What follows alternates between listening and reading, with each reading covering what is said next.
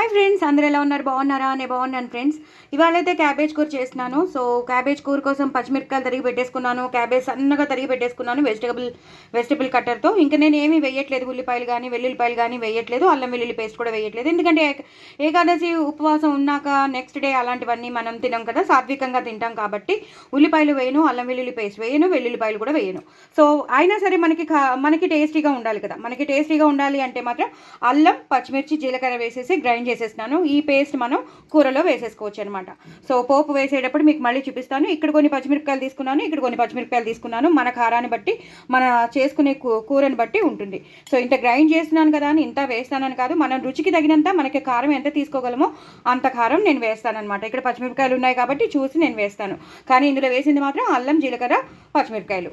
So మిగతాదంతా పోపు మీకు తెలుసు, నేను వేసేటప్పుడు మీకు చూపిస్తాను. ఇలా సన్నగా తరిగి పెట్టేసుకోవాలి. బఠానీలు మాత్రం వేస్తున్నాను. సో నెక్స్ట్ ప్రొసీజర్ మీకు మళ్ళీ చూపిస్తాను. చూసారు కదండి, నేను బాండి పెట్టేసుకున్నాను. ఆవాలు, జీలకర్ర, ఎండుమిరపకాయలు, అలాగే మినపప్పు, శనగపప్పు వేసేసాను. బాగా వేగిపోయి చూసారు కదా, ఇలా దోరగా వేగాలి. కట్ మనాలి మనం తింటున్నప్పుడు, లేకపోతే మెత్తగా ఉంటే కూర బాగోదు. సో ఇది బాగా వేగిపోయాయి. ఇప్పుడు నేను పచ్చిమిరపకాయలు వేసేసుకుంటాను. నేను ఇందాక పచ్చిమిర్చి పేస్ట్లో కూడా నేను పచ్చిమిర్చి వేసాను కాబట్టి ఇందులో చూసుకుని మీరు వేసుకోండి. మీకు కారానికి తగినట్టు మీరు వేసుకోండి. నేను కూడా మాకు ఎంత కావాలో అంతే వేసినాను. సో ఇవి ఒక్కసారి వేయించేసుకోవాలి. ఆ మినపప్పు, శనగపప్పుతో పాటు ఈ పచ్చిమిరపకాయలు కూడా వేగితే చాలా చాలా బాగుంటుంది. ఒక్కసారి వేగిపోవాలి. ఇంకా నేను ఉల్లిపాయలు అలాంటివి ఏం వేయట్లేదు. ఆ అల్లం పచ్చిమిర్చి ఫ్లేవరే మొత్తం కూరకి పట్టేస్తుంది. చాలా చాలా బాగుంటుంది.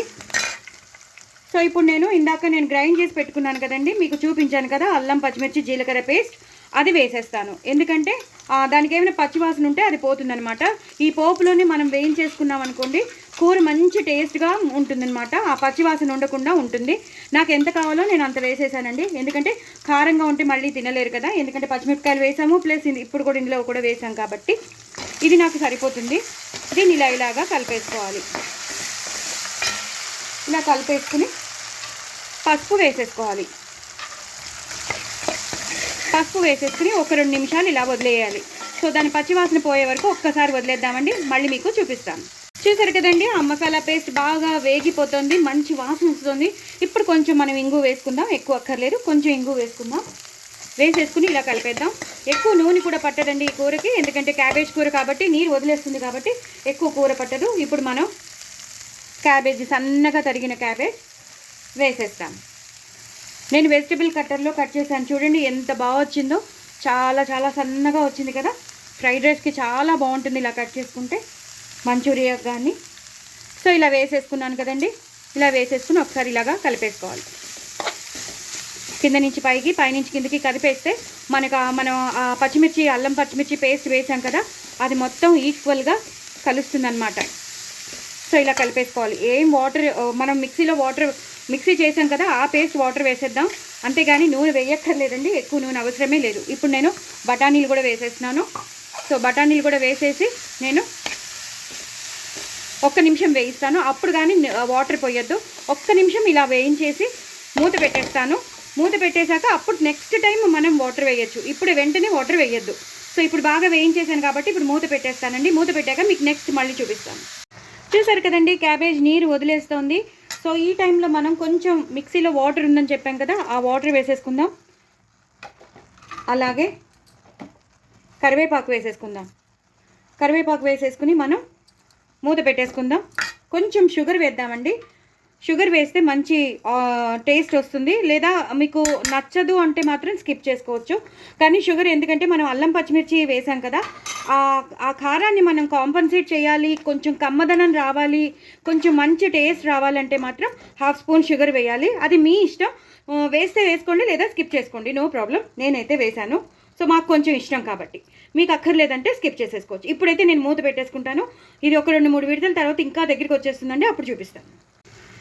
చూసారు కదండి, మనం వాటర్ వేసాం. ఆ వాటర్ అంతా ఇంకిపోయింది, ఎంత పొడి పొడిలాడుతూ వచ్చేసింది. చూసారు కదా, బాగా దగ్గరగా వచ్చేసింది. ఇప్పుడు మనం తగినంత ఉప్పు వేసేసుకుందాం. దీనికి, ఈ కూరకి ఎంత ఉప్పు పడుతుందో అంతే వేసుకుందాం. అలాగే కొంచెం ఆవాల మెంతుల పొడి, ఇంకా ఎలాంటి పొడులు వేసుకోవాల్సిన అవసరం లేదు. జస్ట్ ఆవాల మెంతుల పొడిను ఉప్పు వేసేద్దాం. ఇంకా కారం కూడా వేసుకోవాల్సిన అవసరం లేదు, ఎందుకంటే మనం పచ్చిమిరపకాయలు వేసుకున్నాం, అలాగే అల్లం పచ్చిమిర్చి పేస్ట్ కూడా వేసాం కాబట్టి మనకి ఆ ఫ్లేవర్ సరిపోతుంది. కూర మంచి స్పైసీగా ఉంటుంది. సో చాలా చాలా టేస్టీగా ఉంటుంది. అయిపోయిందండి కూర. ఇంకా కొబ్బరి కూడా నేను వేయక్కర్లేదు.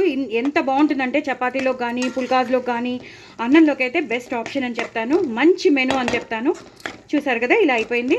ఇంకా ఏం వేయక్కర్లేదు. ఒక్కసారి ఇలా కలిపేసుకున్నాం కదా, లాస్ట్లో ఒక్కసారి కరివేపాకు అలాగే కొంచెం కొత్తిమీర వేసేసి కలిపేసుకోవడమే. అయిపోయిందండి కూర. నా ఛానల్ మాత్రం సబ్స్క్రైబ్ చేసుకోవడం అసలు మర్చిపోద్దు. వ్యూస్ పెంచండి, వ్యూవర్స్ని పెంచండి, సబ్స్క్రైబర్స్ని పెంచండి. తప్పకుండా నా ఛానల్ని మాత్రం సబ్స్క్రైబ్ చేసుకోవడం అసలు మర్చిపోద్దు. నా వాయిస్ ఓవర్ కనుక నచ్చినట్టయితే కామెంట్ బాక్స్లో పెట్టండి, లైక్ కొట్టండి, నాకు సపోర్ట్ చేయండి, ప్రమోట్ చేయండి, ఇంకో నలుగురికి షేర్ చేయండి. తప్పకుండా సబ్స్క్రైబ్ చేసుకోండి, ఎంజాయ్ చేయండి. నావన్నీ రెసిపీస్ చేసుకుని ఎంజాయ్ చేయండి. బాయ్ అండి.